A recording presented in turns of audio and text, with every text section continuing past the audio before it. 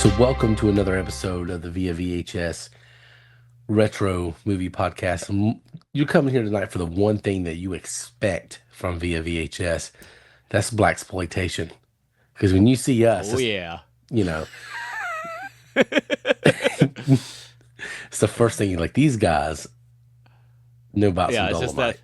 that exactly, But Yeah. you need to have it in your repertoire, it's important, especially just in just film history and all that kind of stuff, when it goes along the same lines as kind of like Shaft and like The Mac and Coffee and all those great ones from the 70s.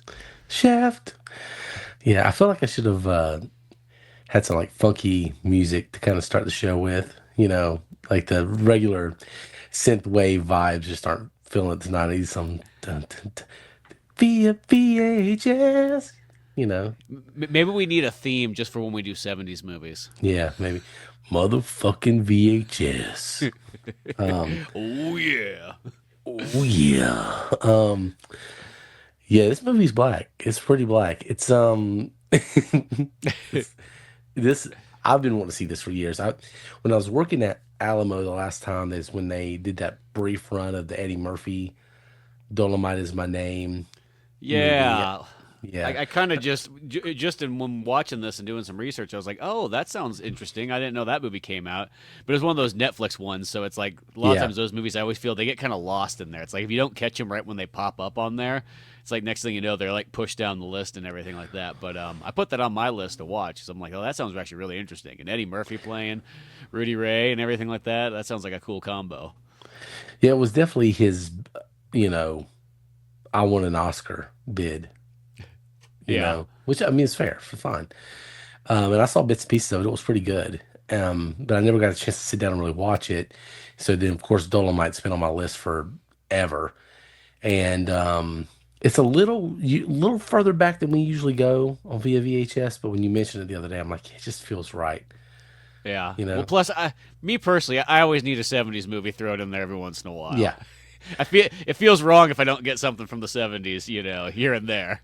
Yeah. Well, this movie is about as 70s as it gets. I mean, you Yeah, can't if really. if Night of the Comet defined the '80s, this movie right here, you could just pop this on, and be like, you want to see what the '70s was like? Yeah. Yeah. At least one's part of the 70s. I mean, it was just this movie is wild as shit. And it's gold. Hmm. It's gold, man. I It definitely lived up to my expectations and then some. Yeah. Um Now it's messy. Oh yeah, that's part of its charm, though. I think It the is. interesting thing too is, especially the more I kind of learned about this movie and just how it was put together and everything like that, and how the fact that it's a super independent movie at the end of the day. It's Oh almost yeah. like on the same lines as like Clerks or like Evil Dead. Where it's just a ragtag group of guys all coming together to put this in, and even if it's not perfect, the charm is just so much there that it makes the movie even better in a weird way. Oh yeah, definitely. I mean, it has its own charm. It has tons of charisma. It is very self-aware, which is the thing with movies like this, where you got somebody who has this larger than life persona. A lot of times they think more highly of themselves than they actually are, and they think they're a lot of times it's tone deaf. You know what I mean? It's like that person who Hmm. goes on American Idol thinking they can sing and they definitely cannot sing. And like, where did you ever think that you could sing? And you see a lot of other movies like this. People have basically just they had a character, they had this mindset, they think everybody loves me, and they go out and make something like this, and you're like, God damn it, why did you do that? And this is not like that. This is one of those things where it's raw, it's messy, but it get you there's a clear shift in competence in terms of how to make a movie from the beginning to the end of this thing. Yeah, 100%. Because it's like I remember Yeah. when I first throwing this on, it's just like it has these weird hard cuts in there, and you can Hmm. tell that certain actors were just filmed separately from each other, so it's like they're not literally talking to each other. Oh And I yeah. was like, wow, oh, this is interesting. Because really, I didn't know what I was getting into with this movie. I just knew this is one I wanted to see. I knew it was in that category of Shaft, and all those kind of ones like that, and I've always heard great things about it, and then just kind of watching it, you're seeing it's like, oh, it's kind of rough, it's kind of indie, and so on like that. And then once I learned that story more and more about it, like it actually adds more layers to this film than you would think. Yeah, I had so much fun with this. It's just so um bold. Like, and I don't even know if that's really I don't think they're being bold. I think it's just, yeah, this is what I do and this is what I say and this is how things would go. And they put that on screen and it's just like almost has a shock value content, but it does, you can tell that's not what they're going for. It's Yeah. just brazen. And it's just it's kind of like listening to like, Sam Kinison or something like that. It's very, very just abrasive, but in like the best way possible.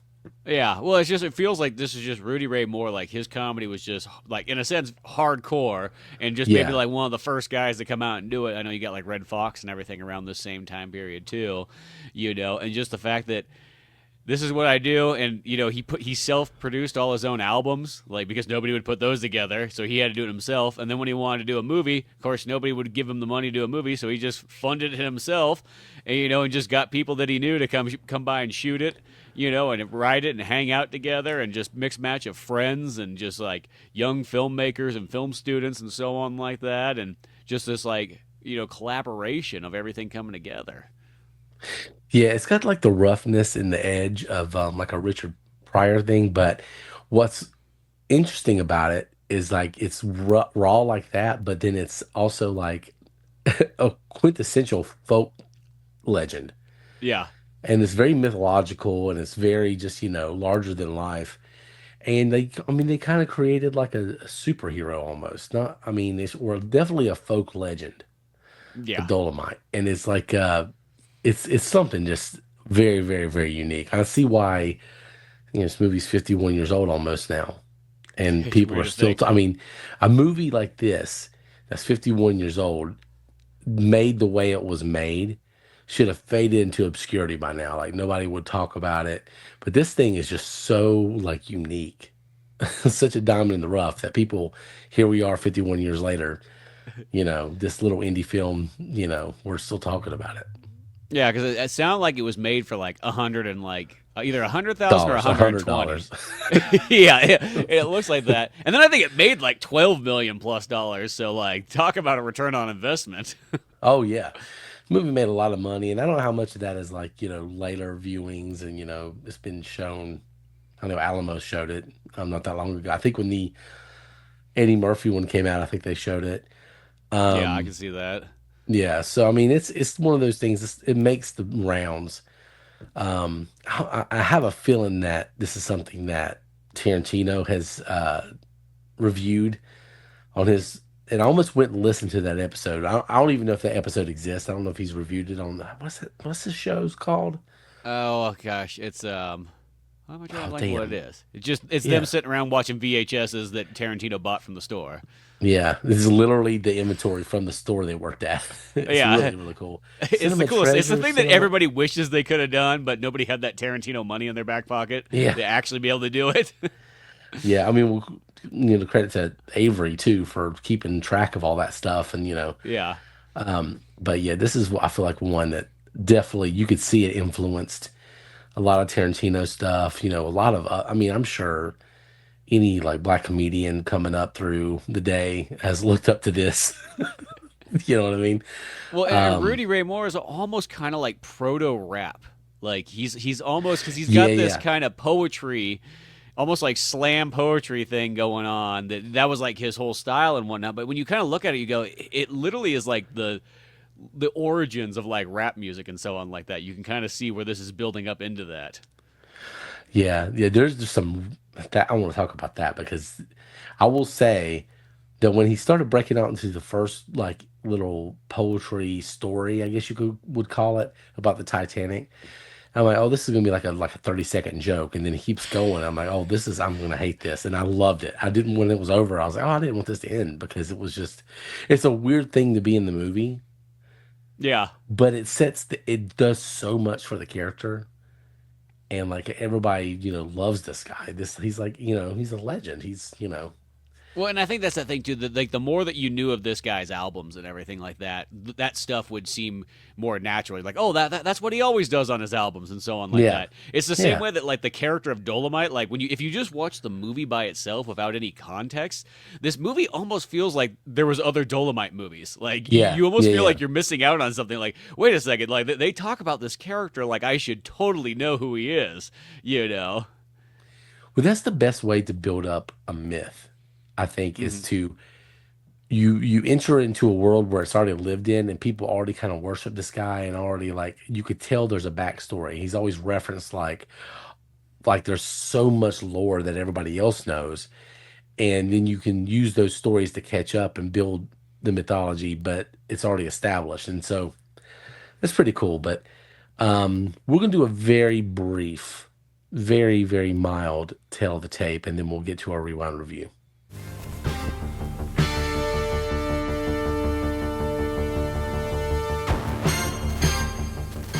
Okay, so if you've um, not joined us before, obviously, tale of the tape, we go back to the week the movie was released, and we look at the pop culture surrounding the movie and the box office and things like that. And it's a little weird this week because once you get below 1980, the box office weeklies list isn't really there. And also, just wasn't many movies as movies released. Sometimes there wasn't always a movie released every week. You know what Yeah. I Well, mean? I noticed that on Box Office Mojo, it literally cuts off at 77. Yeah. Yeah, yeah, yeah. So it's really once you get past 80, it's hard for the weeklies, and once you get past 77, it's even hard for other like monthly totals and things like that. So it gets a little tricky, but yeah, because New Hollywood's still kind of being established, the business model is still kind of being Yeah, figured and out. people just aren't keeping track of all the records and stuff as much as they should, in this Right. time period, which seems strange. You think that would have been dialed in by like the 30s, but obviously not. No, no, it's really is hard to tell. I think everything was a little bit more independent with the theaters back then. You know, they could just decide, hey, I'm not showing this movie. I don't like it. Yeah, You know what I or mean? it's like, they buy a copy and it's just like that's what it is. Like here you go. And everything's in cash, so money transactions just a little bit different. Yeah, yeah. They couldn't track us as well back then. But I will say this movie opened up April 1975 and opened up against Death Race 2000. I will say Old that Roger was one of them. Corman.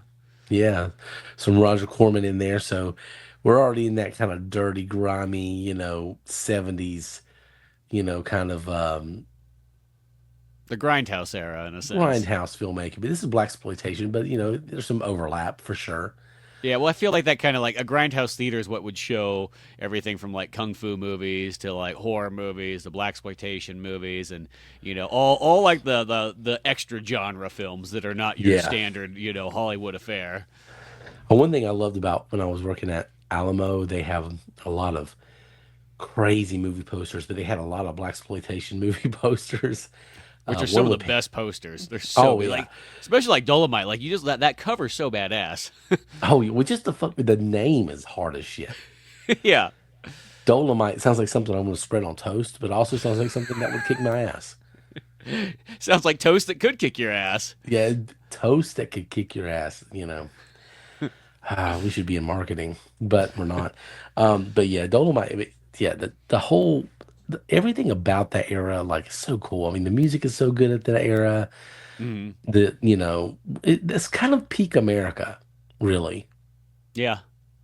I It kind think. of is. There's a lot, but well, plus you're coming up to like bicentennial, everything 76. Yeah, Everybody's getting very Americanified. yeah. Well, we're at 250 this year. Yeah. Yeah, So we should be doing the same thing. yeah, we should be getting hardcore on that again, bringing back the flag and all kinds of freedom and all that sort of stuff. We should. We should. But not what happening. Bunch of fuddy duddies. Yeah. Yeah, whatever. Maybe by 300 it will be. Yeah, maybe we're going to turn this shit around by 300. That's fucking wild. But yeah, so yeah, April 1975, right in the middle, so this is, Hollywood's getting ready to go through a really, really, really big change. And this is that kind of sweet spot where, you got some Hollywood's trying to figure it out, trying to figure out what the new business model is going to be, trying to figure out what the future is going to be. And this movie kind of gets, put there in the middle. And is this the same? Is this the same year as Jaws? Yeah, because I think Jaws is 70. It's Jaws 75 or 76. I want to say it was 75 because last year was 50-year anniversary. Yeah, so 75. So it is the same year as Jaws. So, Yeah. that's one of the things that's going up against. Yeah, so you're right And before Jaws is Jaws. almost one of the biggest turning points of like, that's leading us sort of away from new Hollywood. Even though you would never notice it when you're watching Jaws necessarily, Yeah. but it's leading the breadcrumbs to what will come next. Oh, yeah. Especially Jaws with is the Rocky and Star Wars, and Close Encounters and all these things that are going to be the more hopeful movies, unlike your hard cut like endings of yeah. New Hollywood. Jaws, Rocky, Star Wars consecutive years. Yeah, that's right. Yeah. Jaws 75, Rocky 76. Those three movies started the modern era of movies. We Yeah, want hope, we want the win, and this movie had a lot of that. it Dolomite had a really lot of does. that. Yeah. Very, very hopeful thing. But yeah, that's your very bare bones tale of the tape for this one because, like I said, we don't have a whole lot of data. I will say this is, I did read a little bit about April 1975. They say this is the month the 60s died because It took Vietnam's kind of halfway wrapping through the up. 70s for the 60s to finally die Yeah, off. yeah. It's finally, we're moving into the good part of the 70s, I think. There's a clear, out of all the decades, there's such a clear line between the first half of the 70s and the second half of the 70s. Not as much with art. I mean, the music stays good. Uh-huh. And actually, I'll take that back because once you get to mid 70s, the disco shit's starting to come up. Yeah, so yeah, you right about now we're getting that hard kind of disco stuff, you Yeah, know. yeah. There's a weird, but there's such a line of demarcation with the 70s where like the early 70s, you got Godfather and you got some stuff like that, and you still got that kind of like very, very nihilistic 70s cinema. And then you get the hopeful stuff coming after, and everybody's dancing and doing cocaine. It's at Studio 54, Yep. and a lot of coke in this movie, though. Yeah, exactly. Yeah, Literally. a lot of movies were like, "Hey, coke made this movie," but this one, This movie's got it all though. This yeah, movie's it's like got it it gives all. you action, it's got drugs, it's got car chases, it's got kung fu fights. Titty, everything. Yeah, literally. Yeah, a whole bunch of hookers, pimps, all kinds of stuff. Kung fu hookers.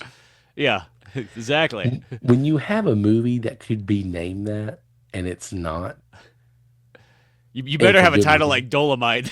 Well, you better bring it everywhere else, and this movie does. So let's go ahead and jump into our rewind review. We'll be back in just one moment.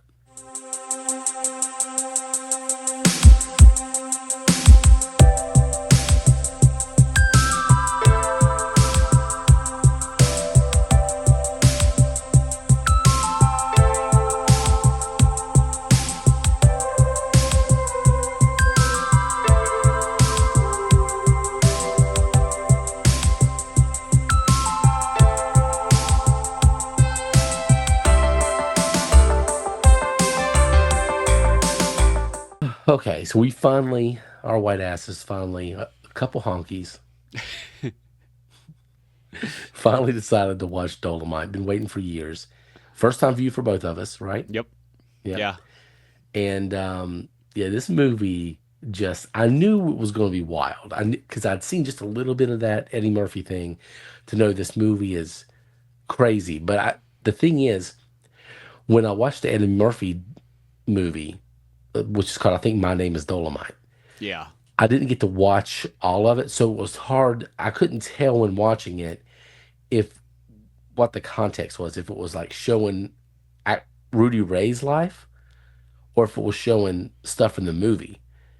And what I figured out is that this movie is batshit crazy.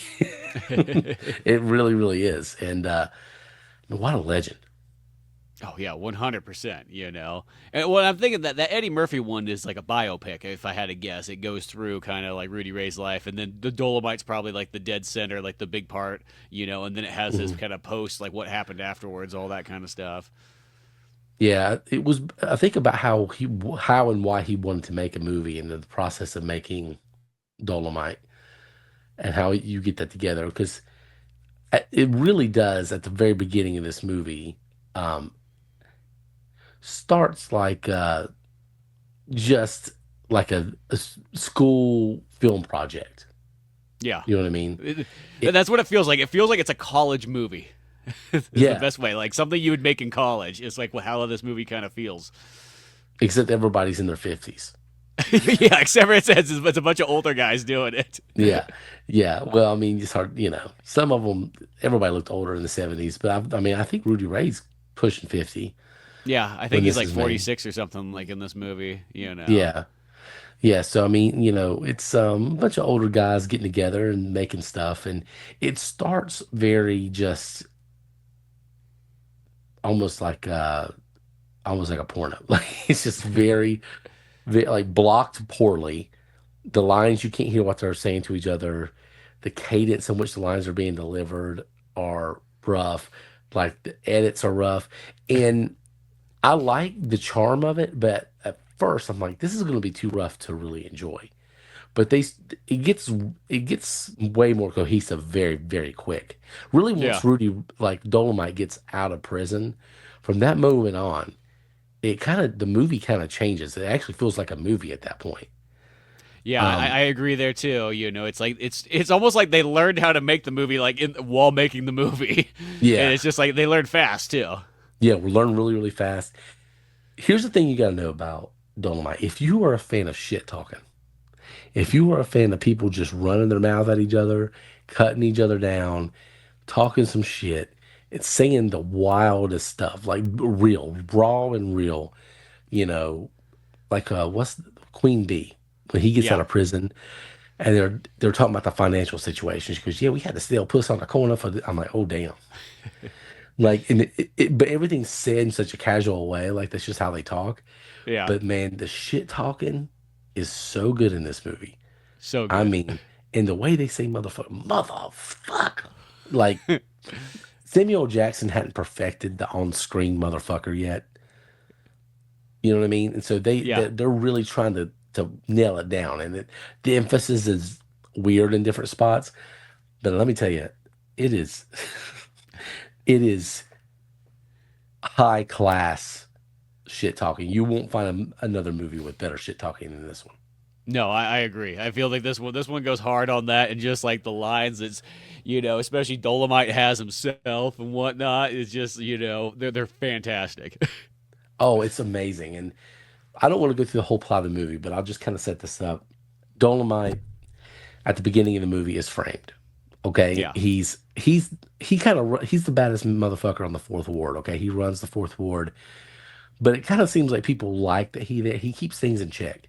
You know what I mean? yeah, Checks and balances. This is the natural order of things. Dolomite's in charge, and this is a thriving ecosystem here that we have of hustling. You know, he's got everything pinned down, but then he's framed. He's his these FBI agents are like, "Hey, open your trunk," just randomly walk up to his house, and of course he's got all kinds of shit in there. Like they pulled out like some cocaine, which I would be willing to wager was real cocaine.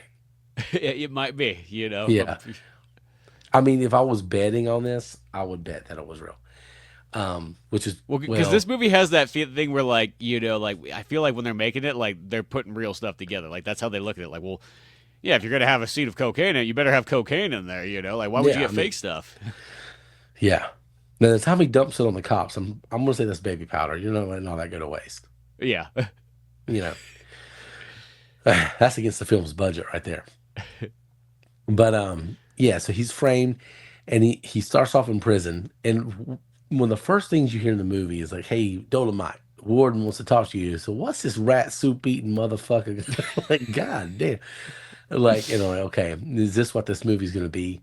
It is. The yeah, bar's set there, and you think, oh, was this the whole thing's not gonna be like that? It is. it is 100%. Yeah. But it's got a good plot. They set this whole thing up like, hey, we threw you in prison. That I don't know if the ward knows he's been framed or not. It doesn't really matter. But his bottom line is all the things that we put you in jail for, they've gotten worse since you've been in jail. And now everything's going to shit. So we're going to give you a chance to redeem yourself by killing fucking everybody. Yeah, going out and get Willie Green, the guy who screwed you over in the first place, who's Willie the director Green. of this movie. Yeah, also the director of the movie. Um, yeah, so that's basically what the plot of Dolomite is. He's on a vengeance tour. It's a very John Wick kind of thing. He's nobody killed his puppy, but they threw his ass in jail wrongfully, took his bitches. Yeah, take the bitches away, take the hoes, and yeah, Yeah, he's got to get them back. yeah. Good thing they learned karate. Yeah, that's what protects him, especially when that one guy tries to stiff the girl and whatnot. Even though I kind of was hoping that she was gonna have some like moves and so on like that, and it kind of once again it's in that like early part of the movie where I feel like they're figuring it out, but they kind of cut away from it. But it because it was supposed to be the explanation of like all these girls and their karate skills and so on like that, and that's why you don't mess with them. Yeah, that was the most disappointing part of the movie where this hooker, she's at, Queen Bee's place, and this guy comes in, pays her money, they do the business, and then he's like, "No, I'm taking my money away from you." And he says some meanest shit to her, like, Yeah, like "Bitch, that wasn't worth it or anything like that. If anything, here you go, $2. That's what you deserve. yeah, you should be paying me.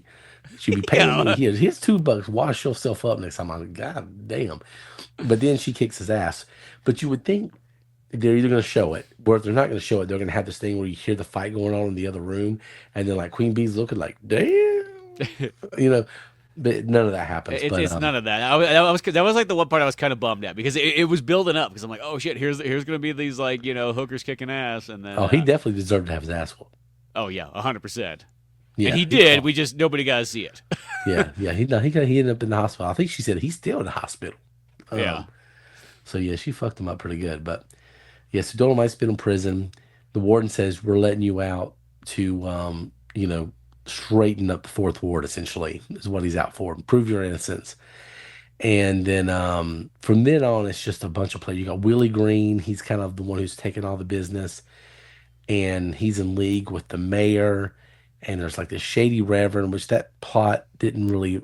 I didn't feel like that wrapped up completely. No, the Reverend one's just kind of the side thing going on that Yeah, I felt like it never came really back to it. Just there was like maybe 2 or 3 scenes with the Reverend, and then that was kind of it. I think he gave Dolomite some information once that kind of led him in the other direction, but that was about kind of it for him. yeah. And that's when the movie is. There's a colorful cast of characters, really, really interesting, well written characters. I think. I mean, Hmm. very. I would watch little side movies on almost all these guys. Yeah. And Dolomite's going through the fourth ward, putting his life back together, getting his business in order. Man, this would be, please, for the love of God, do not, whatever Grand Theft Auto 7 is going to be, go to this era and use this movie as inspiration. No, this would be actually pretty sweet to have, because a lot of Yeah. times the only thing I can think that's close, sort of, it's still earlier though, is I think that Mafia 3 game takes place in like 68 or 69. Now that's not Mm. necessarily 70s. That's just the closest I can think of. But for some reason, yeah, it's weird that nobody's ever. There might have been a driver game that I think was literally called Driver 76. That might Something have like been that. something like that. But I do think that like yeah, literally just really using like the Dolomite kind of theme and running with that 70s era would be pretty sweet for a video game because this is Oh what my this is like God. 100% plays out like a video game without be like It plays out like a Grand Theft Auto yeah. game before Grand Theft Auto, obviously. Um, but everything's before Grand Theft Auto because we're never getting six. So I will buy a system when the sixth one comes out. Yeah, it's gonna be sweet when it does. Once again, Yeah. a bunch of Scottish guys are the ones that Yeah. put this all together. I love how it's the same like two like brothers are like still the main guys in charge of that after all That's these crazy. years. Oh, that's wild, man. I'm telling you, well, I'm gonna send them a letter. Watch Dolomite, whatever seven's gonna be. Sit in the '70s, okay? Give me some hot rods. Give me some AM '70s gold. Give me Yep. some disco. Give me some like funky stuff. The black part of town, white part of give me this. I want this movie. I mean, I want this Yeah, game. I love the period piece stuff. It always like to me, it's always kind of a bummer when it's not a period piece. When it's like, oh, it's modern. Oh, I know that appeals to the more broader audience, but like, I like the Vice City. I like the San Andreas. I like the London. The Same. London was 1969, I guess. For the Yeah. old school Grand Theft Auto. Oh my gosh. Yeah, I forgot about those. The old top down ones. Yeah, yeah, yeah. What's the one? Walkie talkie, teriyaki, teriyaki tastes like. I can't even remember how it goes anymore, but it used to get stuck in my head because my buddy Justin had that game Oh, I on a think that was in Grand Theft Auto Dreamcast. 2. Yeah, Grand Theft Auto 2. Yeah, he had it on Dreamcast, I'm pretty sure. Um, but anyway, yeah, Dolomite's amazing. Kung Fu in here. Um, it's like a crossover of different. So you had the Blaxploitation element, which there's always a lot of Kung Fu in those, but this one Yeah. that really has it. It's the slowest Kung Fu you'll ever see. Well, it just looks like it is literally like an old guy who just got into kung fu like only like in the last couple of years and said like I want to do this, you know. Yeah, took a couple classes. Like, yeah, I'm ready for this, and it's one of those things. It's like it's just it is really bad. Like it is that to the charm of it, but there's like a couple kicks where it's not even close to his face. The guy goes flying, but like the power of the kicks, the power of the punches does not equate to the overreaching of the actor. It's Stone Cold Steve Austin giving Scott Hall the stunner, every single one of them. Like Scott Hall goes flying across the ring. That was like all the punches and kicks. Anything Dolomite dishes out is like is just insanely over exaggerated. Well, and I think it's that one too that I picture that everybody putting this together. You know, they never probably shot kung fu stuff before, so they didn't really know where to place the camera where like you don't catch it because I think that's sort of it. You know, it's even like even Francis Ford Coppola made that mistake in like Godfather because he does it from a side shot, and you never want to do punches from a side shot or like, unless you want to really hit the guy. Yeah. That's the only way you're going to get a side shot to work. But there's that part where like they're punching each other in the alley, and it's just there's a nice big old couple inch space between them. You can Oh see it in yeah. that. So and that's how this one is. There's some of those kicks where they do a side shot, and the side shot never works. Yeah, there's one real egregious kick. I was like, oh my God, this one's really bad. Like he's up against a car or something. Yep. So yeah, the kung fu is funny in this movie. Like if you're going in this movie expecting like a kung fu masterpiece, you're going to be disappointed because it doesn't deliver on that end. I mean, it delivers in a funny way that matches the movie. Yeah. Yeah, like the way the kung fu delivers in this movie perfectly works for Dolomite. But if you're looking for a kung fu movie, first and foremost, you're not getting it with this one. This one's more about the attitude, the energy, the charisma, the fun, and the myth building, and all the other stuff comes secondary. Realism takes a back seat, but they're consistent on that. It never. Although I will see some of the shots in this film, like the gunshots, Yeah. looked really good. Yeah. No. They had some good squibs and all kinds of that stuff was really done well. Yeah, like especially when there's that one scene at the beginning where right after he gets out of prison, which okay, let me start there real quick. Let me just start with that one scene. Dolomite getting out of prison is the hardest shit you'll ever see because he's got a fleet of women to pull up Yeah, literally and that's what picks him up in like this kind of like partial limo. partial limo. They get out. They got new clothes for him. He's like, I'm glad you brought me new clothes. I didn't want to wear them rags. And he Except starts for the one white dressing. girl brings him cotton briefs. Yeah, don't you bring me my goddamn. I don't wear no cotton. Goddamn, man, shit. Um, yeah, which was like the best. That whole scene was amazing. And so he's like changing in front of the guards, and the guards are all pissed off. And he says, he throws the prison clothes to that one white guard. He goes, "Take this, wipe your ass with it, like take these rags." And And he's that like, guard tries to be like, I'll hold on to him because you'll be back, Dolomite. "Yeah, I mean, he was right. Yeah, he did. Yeah. Yeah, Yeah, he he did got go back, framed again. framed again."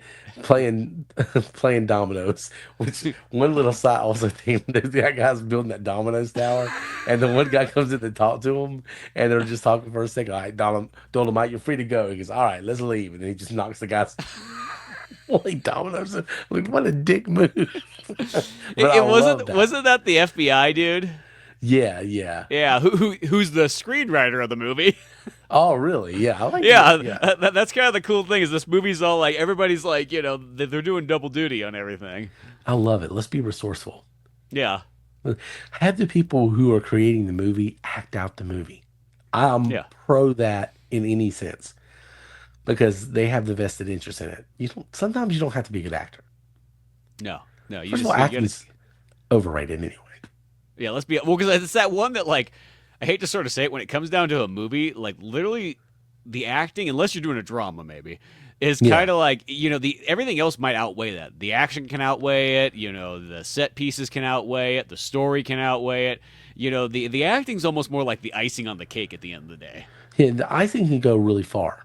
Yeah, Acting can elevate a movie. 100%. Like you get the right actor who understands the character really well, it can take a movie to a whole nother stratosphere. I mean, look at the Pirates of the Caribbean movies. yeah. Johnny Depp was like completely in a different world with what that character was, and Yeah, stole, he changed the literally whole thing. stole it from what's his face, Yeah, Legolas.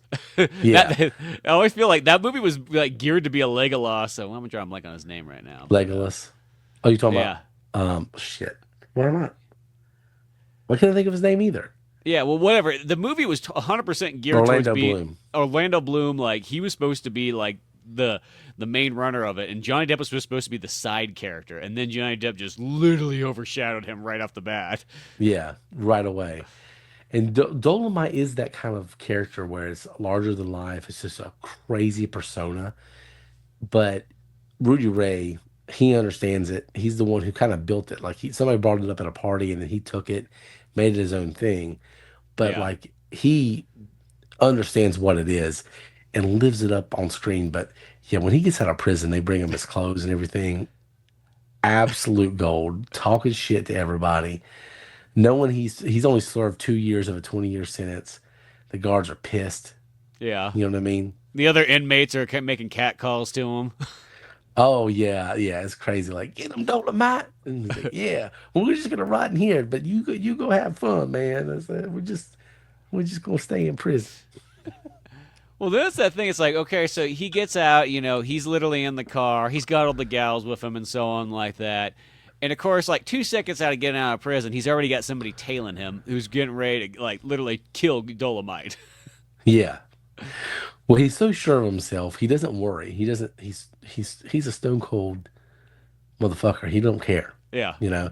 So he's like, these ladies are about to fillet him. I think, and these people pull up on him. He's like, let me get out. Let me handle this. Where's my piece?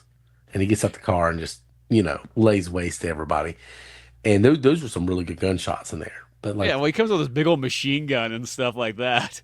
And yeah, just, these guys think that Dolomite's in the car and they're hassling the girls and everything like that. And he just comes out of the bushes and just blasts the living daylights out of all of them. yeah, and it's the first thing that starts to build the mythology of him and like the legend because he seems almost invincible. He seems like he's you know he just better than everybody at everything. Yeah, You know, 100%. but it's the character kind of earns it, so it's not like a Mary Sue kind of thing. Even if it was, it wouldn't fucking matter because it's too entertaining for any of that to matter. Hmm. Yeah. So he, goes back. He figures out what's going on with the business. He figures out Willie Green's, kind of got in his way. And then there's just for the next like 40 minutes, it's just like gratuitous sex scene. Then we got some violence, and then we got him figuring some stuff out. Yeah. Doing some detective work, kind of getting to the bottom of things. He talks to a crackhead, sorry, heroin addict. Yeah, a real one, too. They just literally got that dude off the street to play that part. Dang, man. See, that's what I mean. This movie's like so raw and real. Yeah, it's like, who's gonna get play a heroin addict? How about that guy over there that's addicted to heroin? Shit, Yeah. god damn, you're a genius, Rudy Ray. And then we'll give him a great name. He'll be the hamburger pimp. That would be me. Look at all of him. It just Yeah, sounds like McDonald's character right there. he's the There's one the who can take. hamburglar, and then there's the hamburger pimp. You can get the Yeah, Happy Meal of him. he starts walking up. Hey guys, Grimace was like, oh shit, not this guy again. Oh man, what's up, Ronald? Bitch, you still owe me $5. Come on, man. Um, yeah, I would watch that movie actually. Now I'm thinking about it. Yeah, that'd be great. Mick hustling, and yeah, come on, I'll give you a seventh McNugget if you. Anyway, so yeah, that's what this movie is just wild. It builds up to a crescendo. You're waiting for this ultimate fight scene that you know's coming down, and you start to uncover this plot with the mayor, and he's kind of the one involved in like um putting Rudy Well, Ray down, putting Dolomite down. well, and the weird thing too is I want to say the mayor literally gets Dolomite out of prison, and he has this like he says something later on. He's like, "Well, we got him out so that we could take him out whenever we want." You know, it was a Yeah. weird that added to it, and he's just the most like grossest like fattest guy that's just like got this nasty hanging on hair and just his Way mustache and too everything. comfortable Yeah. without clothes. Way too comfortable. Yeah, that guy's way too. There's a long scene where he's like on the phone talking, and like, it's just like he's standing there at the door, and he's just barely being covered, barely. And I'm like, at some point, it's gonna change up. He's gonna at least wrap that towel around. He's gonna do. No, he never does. Or the He just camera was he going to holds that towel change. like like he's like Linus or something like that from Peanuts, but he's not like gonna wrap that No towel pun intended. around. Yeah, and it's just like one of those ones like, don't step any farther out of that room there. Yeah, that guy is okay. Kudos to him being that confident. Yeah, he's ballsy. I give him that for sure. Yeah. He plays that Y- character really good too. This just the ultimate sleazebag like mayor Yeah. dude. And there's a lot of Nixon references in here. Yeah, Um, I don't know what that's, all about, but sorry. mid '70s. I was talking about that recording thing. Sorry. I don't know why it does that shit. But yeah, there's some Watergate, Nixon stuff being talked about in here, which I I found it really places the time and when this movie's made. Um, so I took my buddy to this exhibit in North Carolina at the state museums are down the road. We went in there, and I was like, oh, it's a Watergate exhibit. He goes, Watergate, what's that? It's like, but, bro. Yeah. Anyway, but yeah, so it's this movie's insanely 70s. The way it's shot, the way it looks, the grime, the feel of it. It's just, a lot of that's going on. But also just I didn't know movies could get this gratuitous in the 70s, but I guess, you know, Well, Hollywood's figuring itself out. So you had this real sweet spot where you can go in there and kind of just be wild as shit. I always say '70s is the most hardcore decade of any Oh yeah. filmmaking because like I feel like when it comes down to violence, characters, like just everything that they could do, like they're pushing the envelope as hard as they can. And in other, yeah, granted, you can always find a movie like throughout time that like will do it well too, but this one is like continuously like like movies are very violent, they're very gratuitous. They got a lot of language in like everything's just coming like full board right at this point. Because the whole thing was that like it was only like 10 plus years ago you couldn't do any of this. So it's like now like that floodgate has opened and they're going to do everything they can. And they're going to try every single thing that they've always wanted to see on screen. Yeah, and there's still a lot of that anti-bureaucracy, like personal freedoms, almost libertarian sentiment going on in America at that time. So it's like, well, yeah, this is movie's really bad for kids, so don't take your fucking kids to see it. We want to see it, so you don't have to censor it. You don't have to do anything. Plus, I just don't think that Hollywood was even in the place to where there was no mechanism for any of that. It was just kind of falling apart. But Yeah, and this movie um, literally is rated R. It's not like a rated X movie or anything like that. Like it actually gets a legitimate R rating. which I'm surprised because there was some things in there. Like I mean, Dolomite literally rips a guy's guts out. Yeah, they had to trim that down a bit apparently to get it rated R. So apparently there was an actual like slightly extended cut of that got lost somewhere in the past. That makes sense because yeah, that was pretty. I was like, damn, he's gonna Temple of Doom this fucker. Yeah, he literally Um, goes like full Mortal Kombat like on Willie Green at the very end. Yeah, it's just absolutely crazy. And of course, the whole thing is like you know, it's you're rewarded. I'll use that term lightly, that word lightly. You're rewarded with scenes of action, scenes of gratuity, scenes of like interesting stuff happens, and then it's detective work, and it's Yeah, building to a crescendo the whole movie. And when this, you know, it finally goes off, it goes the fuck off. I mean, everybody just starts punching each other. Yeah, and I'll say the kung fu actually starts to get better as this movie goes on Yes. too. Like that's the Yeah. thing is the martial arts gets better just like the filmmaking does. Well, some people are just better. You can tell there's some people that way more can handle themselves way better.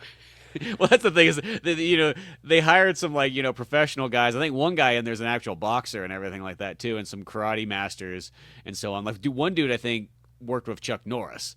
So Oh you wow. got some actual professional guys in there. Dolomite just has his like his YMCA karate weekend class. Oh my gosh, air punching people and they fly back 47 feet. It's amazing. I love it. Yeah, I mean, it just builds to an absolute crescendo. There's a car chase. There's people like getting punched. You fall into a pool. People's guts being ripped out. People getting shot. I mean, it's literally like a firework display where it's just like, oh, there's a lot of fireworks here and there. Oh, there's an interesting one. There's a pretty one. Oh, they're giving you little good stuff in there every once in a while just to kind of keep your attention. And then that grand finale is just batshit wild ass crazy, man. It's just all over the place. I mean, dude, even the FBI dude has got twin pistols going at some point, like John Woo style. Nothing like everybody was so creative. Everybody, like, let's try this, and you could tell that's what happened. And then they're like, "Fuck it, why not? Let's do it." Yeah, it's just an experiment, and it totally works out. Yeah. Well, it's when you have enthusiasm about something and you really care and you're really passionate about it, it comes through. It really, really does. I mean, there's a lot of movies out there that could have had double this budget and couldn't have pulled this off because it's not a real passion project. But when man people care about it, it means the world. It really Yeah. it shows through on screen and it's kind of infectious. So even you're willing to look past the ridiculousness of it because it's so fun, it's so good. It has such a good style. Music is great. Oh yeah, fantastic. Music is great. The only thing I hated about the movie, there's only one thing I hated was that one dance scene. Well, two things. The guy on the towel was just way too long. Like change the shot up, you Yeah, know. we don't need this long hold shot of the Yeah. dude talking on the phone. Towel. I was watching that in public too at that scene. I'm like, that somebody's gonna come by. Yeah. And, what The- the hell are you watching? It's so funny you say that because I was like in the carpool line at school. And I was like, I don't think I could watch this movie because, like, I've been in the carpool line before, and I'm like, you watch. I can't remember what movie it was, but you watching a movie that's not that bad, then all of a sudden a really gratuitous, crazy scene happens, or some crazy cussing, and I'm And like, okay, somebody would walk right up to that moment, oh, talk a to you. thousand, especially my luck. Oh my God, 100 every single time. So yeah, it's funny you say that. So that's one thing I hated was that I was like, dude, this cover yourself up. This is just nasty. But most people look good in that situation. Most of the people in this movie, can handle their own. Um, but yeah, I didn't like that. And then that one dance scene before everything really pops off, and Rudy Ray gets up to do the story about the monkey and the lion. Yeah, is that the dance scene where like it almost first starts off like there's just like almost like literally like a 70s kind of like R&B kind of funk band playing, and then it kind Yes, of goes to like a tribal dance thing. yeah, way too long. Yeah, it goes on for a while because you're just like, where are we going with this? Yeah, yeah. I was like, I do not like this. That was the two things about the movie I just thought, even with the budget and the learning filmmaking, you could have been like, okay, this is too long. Like, what are we fucking doing here? But I guess they did a lot of work to get those people in there. And they're like, we're going to give them full screen time. So I respect that if that's the Yeah, case. I get it. Once you kind of that's the thing also about like an independent movie is a lot of times it's like, hey, well, we spent money on this, we got them in here, we don't want to let them down too. We're putting you Yeah, on there, you yeah. know. I think that's probably what it was. It's probably what it was. Um, but yeah, overall, this movie exceeded expectations. I had way more fun watching this than I thought I was going to. I knew it was going to be special because of just how it had such resonance, even still 50 some years later. But it was even more special than I thought it was going to be. Um, Rudy Ray Moore owns Dolomite. Yeah, You know, 100%. you might be able to make a movie like My Name is Dolomite and be able to pay homage to him, understanding you're playing that person. But if you want somebody to actually just be Dolomite, you're not going to get anybody to pull it off like that because he is Dolomite, like literally. Yeah, no, 100% there. And yeah, as I said, this is one of those ones too that I know that there's a lot of people out there that talk like this movie's like one of their all-time favorites. Like it is, it lands in that list a lot. So like you're going into it, you're like, oh well, let's just see what this ride's all about. And no, it delivered. It was one of those ones like maybe I didn't know exactly what I was getting into, other than like kind of like martial arts, kung fu, kind of black exploitation type stuff.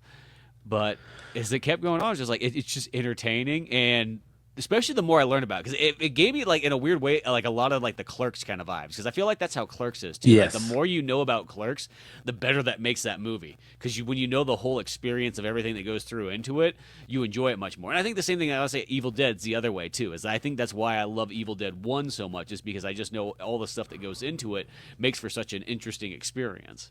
Yeah, I agree. This movie, I think this is one of the other reasons this lasted for so long, and the consciousness of people and like cinephiles and people who are like into grindhouse stuff and blaxploitation is because it's something that has a really unique, legendary story. It's a passion project that people really had to be creative to get to the screen, and man, they did, and it was a huge success. And it is so good. I could definitely see this being people's favorite movie because it delivers on everything you want it to do. Like it doesn't hold back at all.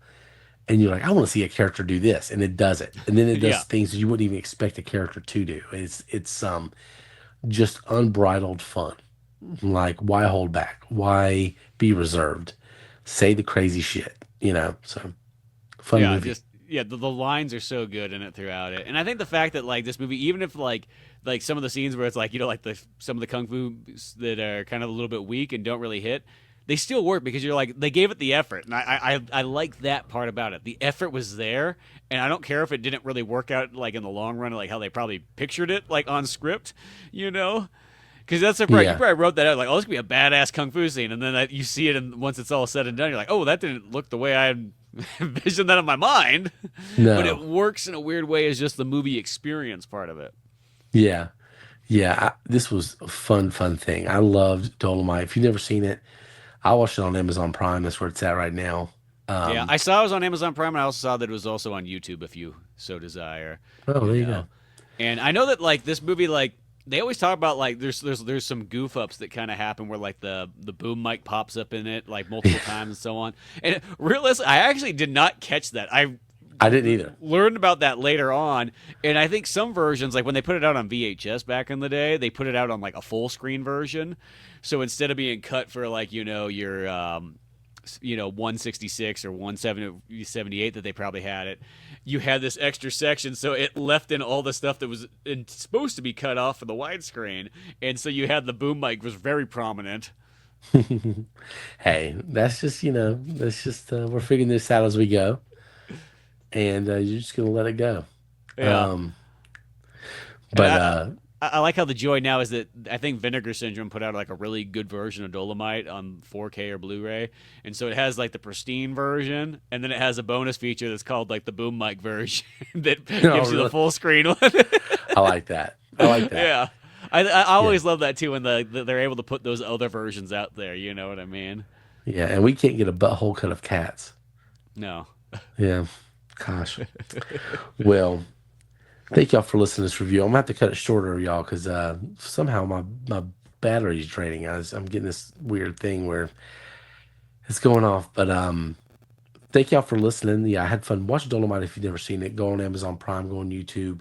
Really fun watch. This is like a kind of must see '70s thing. If you really want like a movie journey like we're on, and you really want to just see all kinds of different stuff, you have to see it. I am a little disappointed though because I'm not as well This is going to come as a shock to everybody watching. I'm not a huge blaxploitation guy. I haven't watched a lot of it, and I feel like we kind of got one of the best ones at the very beginning. Yeah, I mean, I've watched a handful of them, but I wouldn't say that there's so many more that you could go through, Yeah, The big ones, I always feel like Shaft, Coffee, The Mac, those ones there. And then, Shaft. yeah, Yeah, Shaft's so good, yeah, And then there's the dude from Enter the Dragon, Jim Kelly. I got like a Yeah. 4 pack of his movies, you know. Mm, So good stuff. Yeah. I mean, Dolomite's a must see. I definitely want to go see more of it. I want to watch this movie again. This is one I would watch again, you know? 100%. Yeah. This is one of those movies that it's such a great movie to show to somebody else, you know, Yes. especially Yeah. somebody else that's really into kind of filmmaking and so on and like that. Like, it's just a fun one to share with others, you know. And you need movies like this where people are like, hey, let's push the envelope of what we can do with this amount of money and this amount of, resources. Roger Corman was always the person who did that, but you need other people from other avenues. How can we make a movie where we're at in life? You know what I Hmm. mean? How can we make this happen to figure it out? So anyway, that's this week's featured rental. Dolomite. Go see it if you never saw it. Amazon Prime. You can see it on YouTube. You can find via VHS on social media at via VHS. Of course, you can always go to oldmanorange.com or Old Man Orange Oh, on yeah. Old Man Orange YouTube. on YouTube. That's kind of where everything's Yeah, at nowadays, YouTube. Yeah, you Old know. Man Orange on YouTube and find all the stuff that Spencer does and Renaissance Man. But sorry if this is a very abrupt ending, but we got a good hour on Dolomite. It's a fun movie. Definitely highly recommend. But thank y'all for listening. Y'all have a good one. Via VHS is out.